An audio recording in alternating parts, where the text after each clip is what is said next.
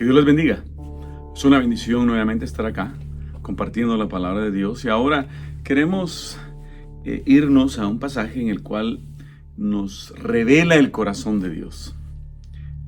Dios es amor y al momento de entender que la esencia principal o la esencia misma de Dios es el amor, definitivamente lo ubica en una posición vulnerable. Porque el que ama es vulnerable. Sí, es decir, siente. Como el Señor nos recuerda con el profeta Jeremías, en el cual Él nos dice que quiere quitar de nosotros ese corazón de piedra que tenemos y darnos un corazón de carne. Ahora, la característica del corazón de piedra es que ese corazón no siente nada. No siente nada, ni bueno ni malo. Y pareciera como que viviéramos en una generación con tremendos corazones de piedra en donde no sienten nada, ni bueno ni malo. Dios no es así. Dios, su corazón es un corazón de carne, porque el corazón de carne siente. Y cuando hablamos de corazón de carne en Dios, pues obviamente estamos utilizando una metáfora que expresa la sensibilidad de Dios como ser. Dios siente en su corazón. Y uno de los pasajes preciosos que el Señor nos presenta es en Mateo capítulo 9, en donde el Señor habla con sus discípulos porque las multitudes le seguían, le buscaban con un sinnúmero de necesidades, con un sinnúmero de situaciones que estaban atravesando, aunque el Señor sabía que el corazón de cada una de las situaciones que la gente estaba pasando se encontraba precisamente en su relación con Dios.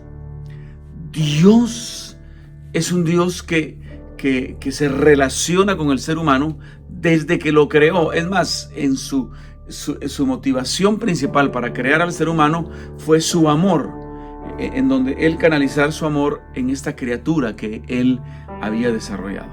Entonces conocemos la historia. El ser humano desobedece, el ser humano cae, y desde entonces el ser humano vive perdido en sus pecados, perdido en su alejamiento de Dios.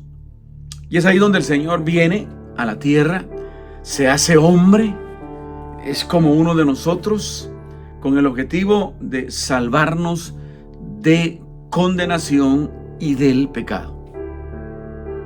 De esa esclavitud del pecado que nos hace ser lo que no debemos ser, nos hace hacer lo que no debemos hacer, nos hace, todo aquello que Dios no quiere, y no llegamos a hacer todo lo que Dios quiere. Él vino a salvarnos. Ahora, cuando Él habla con sus discípulos, les dice que vean, y usa estas palabras: alzad vuestros ojos y mirad los campos que están blancos, dice, listos para la siega, para la cosecha. Están listos.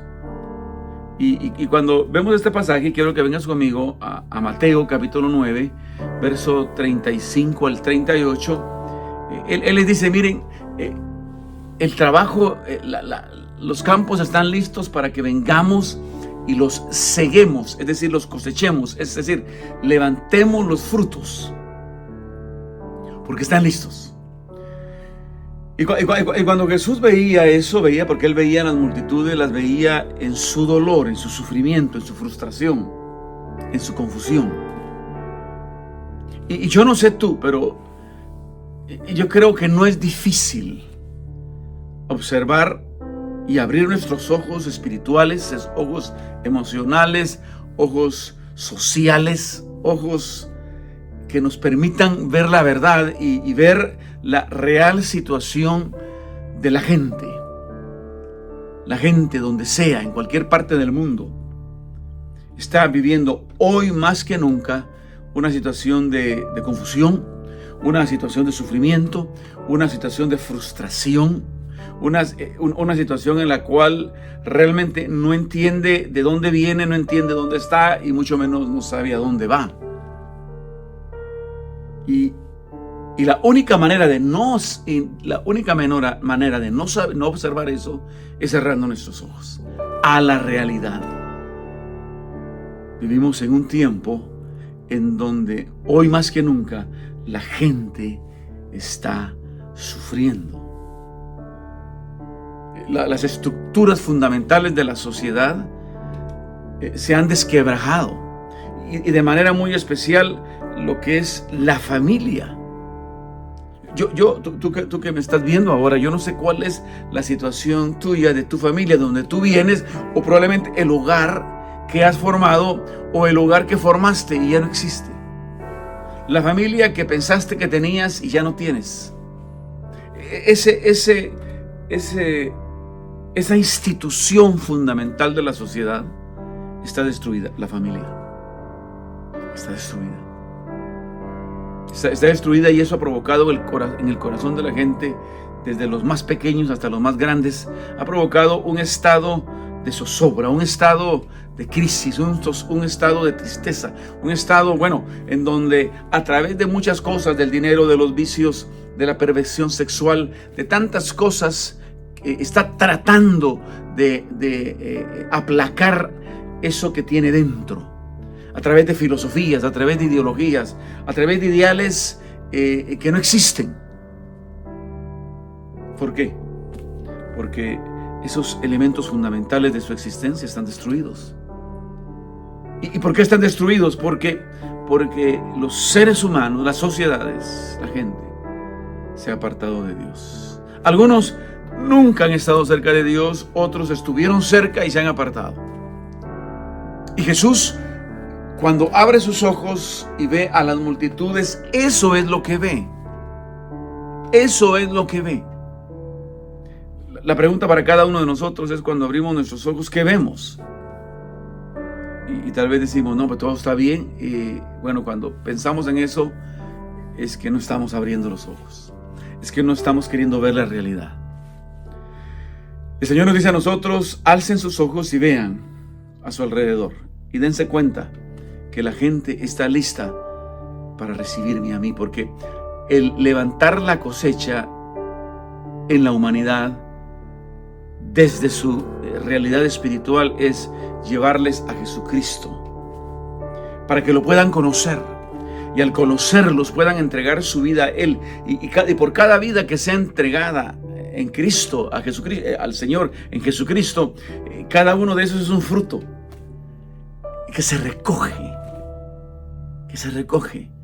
y llega al granero del Señor, si pudiéramos ponerlo de esa manera, a experimentar una nueva vida, algún día una existencia eterna con el Señor, pero en este tiempo, en estos momentos, en esta tierra, una vida en íntima relación con el Señor.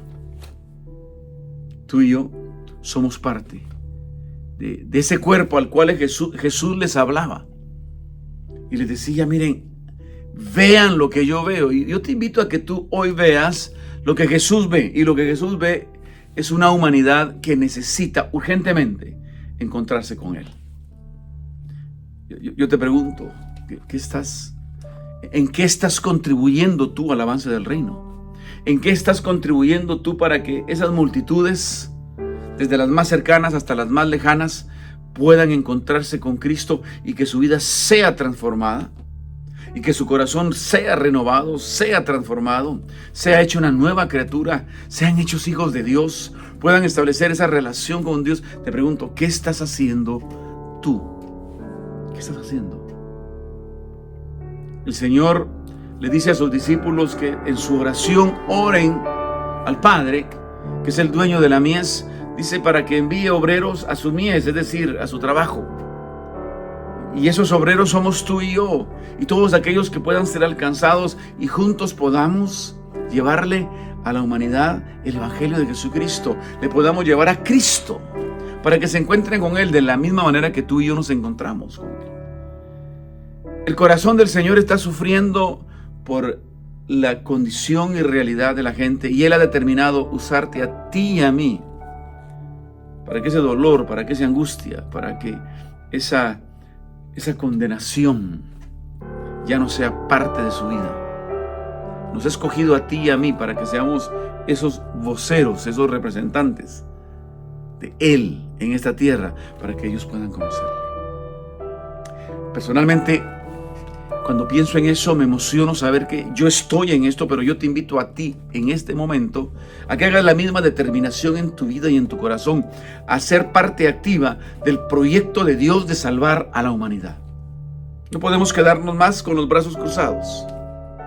Tenemos que salir adelante, tenemos que seguir, tenemos que avanzar, tenemos que caminar, tenemos que determinarnos a dejar que Dios vea nuestras vidas, vea nuestros corazones y nos use. Sé instrumento de Dios. Dios te está llamando. Que la paz de Dios esté contigo, que te llene con tu Santo Espíritu y que este día marque una nueva etapa en tu vida, en tu caminar con el Señor, como ese instrumentos en las manos de Dios. Que Dios te bendiga.